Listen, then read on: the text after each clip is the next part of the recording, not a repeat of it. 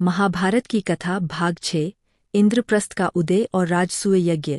द्रौपदी से विवाह और पंचाल के राजा द्रुपद का सहयोग मिलने के बाद पांडवों का मान सम्मान फिर से बढ़ गया। भीष्म और विदुर ने धृतराष्ट्र को समझाया कि अब समय आ गया है कि कौरव और पांडव आपसी संघर्ष से बचें। अंततः निर्णय हुआ कि राज्य 2 भागों में बंट जाएगा। हस्तिनापुर कौरवों के अधीन रहेगा और पांडवों को मिलेगा खांडवप्रस्थ नामक उजड़ा हुआ प्रदेश।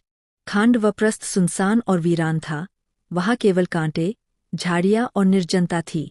लेकिन पांडवों ने इसे चुनौती की तरह स्वीकार किया।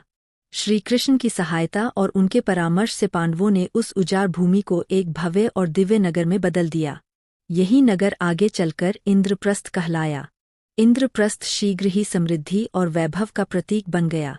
वहाँ के महल, उद्यान और सभा भवन दूर दूर तक प्रसिद्ध हुए। युधिष्ठिर के धर्मनिष्ठ आचरण के कारण जनता उन्हें धर्मराज कहने लगी। नगर के वैभव को देखकर युधिष्ठिर ने निश्चय किया कि अब वे राजसूय यज्ञ करेंगे, जिससे वे समस्त भारतवर्ष के सम्राट घोषित हो सकें।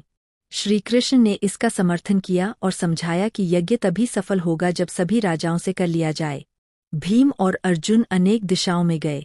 उन्होंने राजाओं को पराजित किया और कर लाकर युधिष्ठिर को सौंपा। इस प्रकार राजसूय यज्ञ की तैयारियां पूर्ण हुईं। यज्ञ बड़े धूमधाम से संपन्न हुआ और युधिष्ठिर को महाराजाधिराज का पद मिला। सभा में पहला पूज्य सम्मान श्रीकृष्ण को दिया गया, किंतु यह देखकर शिशुपाल क्रोधित हो गया। उसने सभा में कटु वचन बोले और अपमानजनक व्यवहार किया। श्रीकृष्ण ने अपने सुदर्शन चक्र से शिशुपाल का वध कर दिया। इस प्रकार राजसूय यज्ञ संपन्न हुआ। पांडवों का यश चारों दिशाओं में फैल गया। लेकिन यहीं से कौरवों के मन में ईर्ष्या और भी गहरी होने लगी। अगला भाग जल्द आएगा।